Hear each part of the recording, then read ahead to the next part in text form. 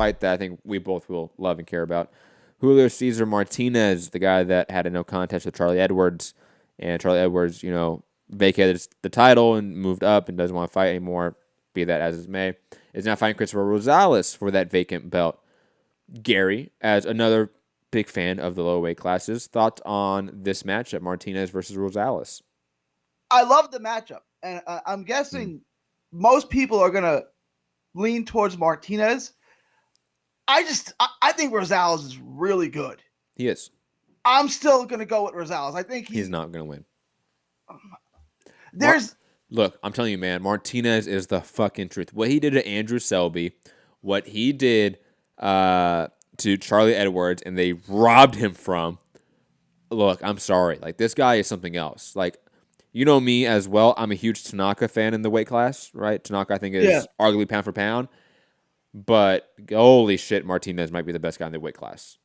Like, I might be in a position here where, like, Crawford Spence, I just have to, like, push down my inner fanboy of, like, Tanaka and Crawford respectively and say, yeah, these two guys, Spence and Martinez respectively, are the best guys in their division, clearly. And they may not have the win to signify that yet, or it's more so Martinez than Spence, but Martinez is clearly on that path. And if Martinez brutalizes Rosales in any sort of the same fashion he did to Selby and Edwards, man, he might be pound for pound, and we don't realize it because he does no media, he doesn't speak English, he's in low weight classes, no one knows this guy, but clearly the guy is talented, clearly the guy is a good boxer, clearly the guy has insane power for the weight class. I mean, I don't know. I'm picking him against Rosales here in a fun back and forth fight where I think Rosales is going to try to keep this fight in the mid range and the long range, and he can't because Martinez is that good. Ellie in the chat saying he robbed himself. It's okay, guys. It's okay. I agree. I mean, look, you said that Martinez doesn't have the win. He does have it. It's over Edwards. But that being said, he hit him when he was down. He deserved to be disqualified. Yes, right? he did. Yes, of course. No. And if you hit someone that's grounded and they cannot continue, it has to be a DQ. Like, that's just kind of how it is, to be honest. Andre Durrell knows that, and he executes it to perfection.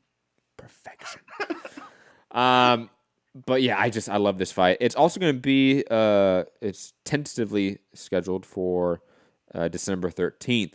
Assumingly that is going to be the Daniel Jacobs card with Chavez, another Mexican, so Martinez, you have that connection with Rosales, everyone. And who else? I think Estrada is supposed to be on that card as well.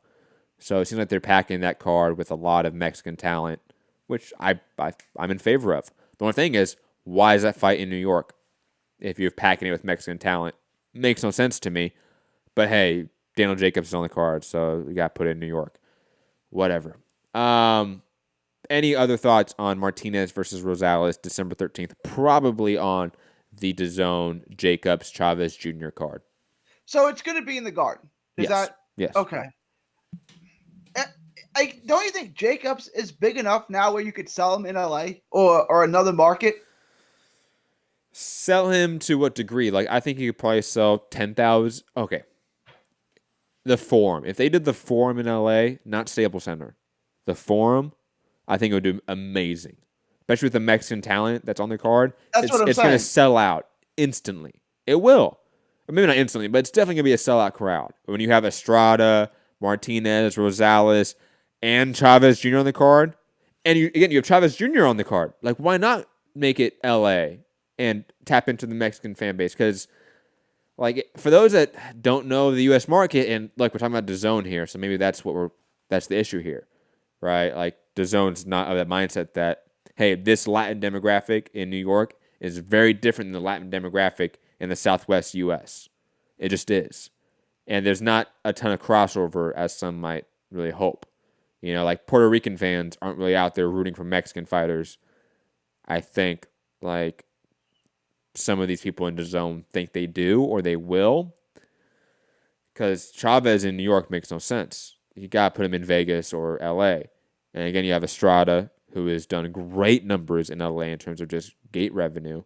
and gate numbers, like why not make it a forum fight where you can sell 11,000, 13,000 tickets and it be a sellout and it's a great atmosphere, a great crowd.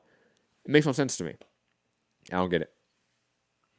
That's where I would put it. I think the Forum is a great place to put it. It's a big enough venue, 10, Yes. 12,000. I think Jacobs is a star. You know, he's got appeal, kind of, sort of. He just fought Canelo in a fight that, like, my casual good fans point. wonder, how do I watch this fight? No, very good point. And on top of that, it's just a good connection. I mean, Canelo, Mexican star. Chavez, probably the other second biggest Mexican star in boxing. Excuse me. You're going from fighting Canelo to Chavez. You're still tapping into that fan base. Like, it's still probably going to be a relatively big fight for that audience and that demographic. Why not put in LA? It makes no sense. PSK, St. Jacobs has lost all his elite level fights, though. Parag, Triple G, and Canelo, he won't sell in LA. No, you're right that maybe Jacobs on his own will not sell in LA. That's why I hesitated at first when Gary said that. But look at the rest of the card. You have Julio Cesar Chavez Jr. on the card. You have Juan Francisco Estrada on the card.